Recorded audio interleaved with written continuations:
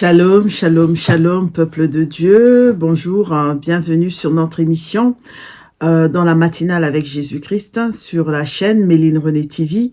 Dans l'émission J'avance avec Jésus-Christ. Donc aujourd'hui, nous allons continuer la lecture du passage que nous avons lu hier, mais aujourd'hui, nous allons nous intéresser au verset 10. Donc hier, nous avons lu dans Jean 10 à partir du verset 7 jusqu'au verset 10. Et aujourd'hui, ce qui va nous intéresser, c'est le verset 10 et aussi 1 Pierre 5 versets 8 à 9 et dans 2 Corinthiens 2 verset 11.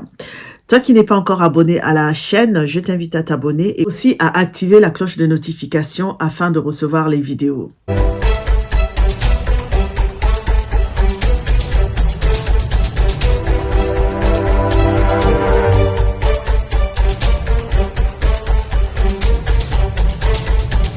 La méditation de ce matin va porter sur le passage de Jean 10, verset 10. Hier, nous avons lu dans Jean 10, à partir du verset 7 jusqu'au verset 10. Et aujourd'hui, ce qui va nous intéresser, c'est vraiment le verset 10. Et aussi, nous lirons dans 1 Pierre 5, verset 8 à 9. Et dans 2 Corinthiens 2, verset 11. Donc, je vais lire la parole de Dieu dans Jean 10, verset 10. Le voleur ne vient que pour voler, égorger et dévorer. Moi, je suis venu afin que mes brebis aient la vie et qu'elle l'ait en abondance. Donc, je reprends.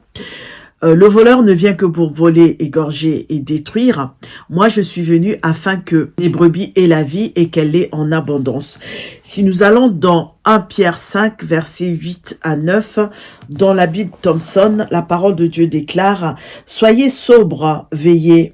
Votre adversaire, le diable, rôde comme un lion rugissant, cherchant qui dévorer. Opposez-vous à lui, ferme dans la foi, sachant que les mêmes souffrances sont imposées à vos frères dans le monde. » Nous allons dans 2 Corinthiens 2, verset 11, où la parole de Dieu déclare que Satan n'ait pas de prise sur vous, car nous n'ignorons pas ses intentions. Pour ne pas laisser au Satan l'avantage sur nous, car nous n'ignorons pas ses desseins. De Satan qui vient dans nos vies simplement pour voler, tuer et détruire. Mais Jésus qui vient pour que nous puissions avoir une meilleure vie, une vie en abondance. Il veut que nous ayons une vie, nous qui sommes ses brebis, nous qui sommes ses moutons, pour que nous puissions avoir une vie, une meilleure vie, donc une vie en abondance. Donc, qu'est-ce qu'il faut intégrer? Jésus nous fait une promesse dans un but, que nous puissions avoir une meilleure vie. Pour avoir une meilleure vie, pour avoir une vie en abondance, il faut que nous puissions être connectés à lui. Il faut que nous puissions être avec lui, parce que lui, il prend soin de ses brebis. Lui qui est notre berger, il prend soin de ses brebis, et nous sommes ses moutons, nous sommes ses brebis, nous sommes sa créature, nous sommes sa création. Jésus ici nous compare, nous qui sommes croyants, à des brebis, à des moutons. Il se présente comme le bon berger. Nous le verrons la prochaine fois. Ça sera notre 4e « Je suis » lorsqu'il dit « Moi, je suis le bon berger ». Donc, Jésus ici se compare au bon berger qui donne sa vie pour ses brebis. La parole de Dieu nous précise que vient pour que nous ayons une vie, mais une vie en abondance. Il souligne en même temps le contraste entre le bon berger, lui qui est le bon berger, et le voleur qui vient pour tuer, qui vient pour dérober et qui vient pour détruire. Ce voleur, il veut du mal à ses brebis, parce que lui, Jésus n'est pas un voleur. Il veut le bien de ses brebis, de ses moutons. Jésus ne vient pas pour tuer, pour détruire, ni pour égorger. Au départ, il parle de l'enclos, il parle de la sécurité, parce que au dehors, il y a cette confrontation avec le mal. Voilà pourquoi il nous garde dans son enclos, il nous garde en sécurité. Mais lorsque nous allons au dehors de cette sécurité sans Jésus, nous ne sommes plus en sécurité. Donc voilà pourquoi il insiste et il le dit au verset 10 en disant qu'il y a un voleur quelque part et lorsque vous n'êtes pas sous ma protection, le voleur, lui, il est à l'extérieur et sans ma protection, il viendra pour vous tuer, il viendra pour vous égorger. Le voleur représente Satan qui vient ici pour nous nuire aux brebis, pour nuire aux moutons, pour nuire à la créature de Dieu. Entend quoi par voler? Parce que nous allons essayer d'étudier les 3 verbes qui sont ici indiqués. Voler, c'est quoi? Ça veut dire simplement que Satan veut nous priver de toutes nos bénédictions. Il veut nous priver de ce que nous avons reçu, de ce que le chrétien a reçu de la part de Dieu. Donc il veut détruire le salut, il veut détruire ce que nous avons reçu, il veut détruire notre foi, cette conviction que nous avons d'être aimés, cet amour de Dieu qui est en nous. Il veut détruire l'espérance de la gloire.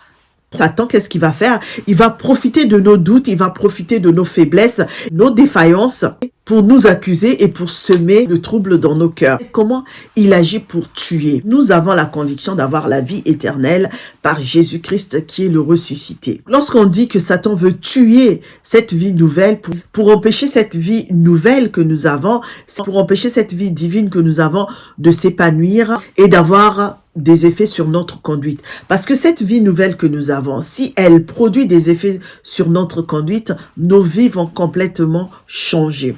Et qu'est-ce qu'il vient faire en dernier lieu? Il vient détruire. Et donc, par ses mensonges, Satan, il s'attaque au fondement de notre foi, dans le but de venir nous déstabiliser. Il fera en sorte que nous puissions avoir des doutes sur la parole de Dieu. Il va produire le découragement, il va nous empêcher d'avancer, il va nous empêcher de progresser, il va entraver l'œuvre de Dieu dans nos vies. C'est comme ça qu'il vient détruire nos vies. Nous devons donc être sur nos gardes. Parce que lui, il vient pour tuer, pour dérober et pour détruire. Et donc, il vient égorger, il vient tuer, il vient détruire la vie des chrétiens, la vie des croyants. Il vient nous empêcher de vivre la gloire de Dieu, de grandir spirituellement. Il vient empêcher notre foi de trouver des bases solides. Le malin devient donc un mercenaire. Mais Jésus a choisi d'offrir sa vie pour nous à la croix. Il a choisi de souffrir à notre place.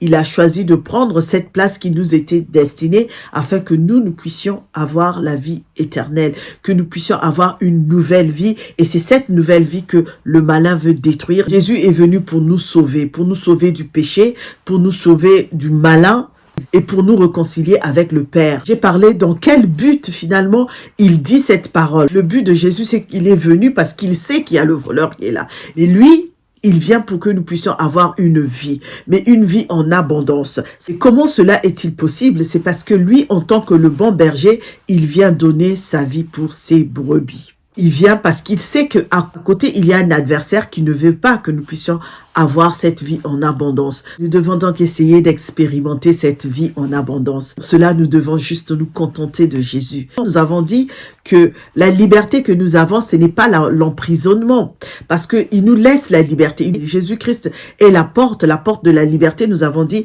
nous avons la porte de la liberté et la porte de la sécurité. Nous ne sommes pas dans une prison. Ça ne veut pas dire que toutes les choses qui sont dans le monde sont des choses mauvaises, que la vie chrétienne, c'est une vie de sacrifice. Pas forcément. Parce que voilà pourquoi certaines personnes fuient la vie chrétienne. Parce qu'on a l'impression que lorsqu'on suit Jésus, on est en prison. Mais non, nous avons dit que c'est une porte où tu as la liberté d'aller et de rentrer. La liberté de sortir et de rentrer. Donc tu as une liberté en Jésus-Christ.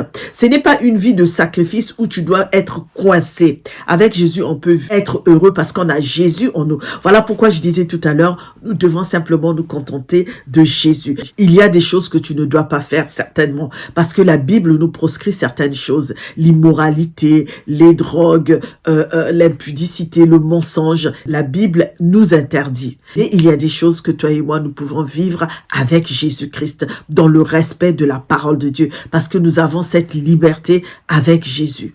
Christ, l'on peut vivre une vie de saveur. Il est le sel de la vie. Alléluia. Alors forcément, il y a un choix à faire. Soit tu suis le diable qui vient pour voler, qui vient pour détruire, qui vient pour égorger, qui vient pour tuer. Ou sinon, tu es avec Jésus-Christ et tu ne comptes que sur lui et tu ne vois que lui.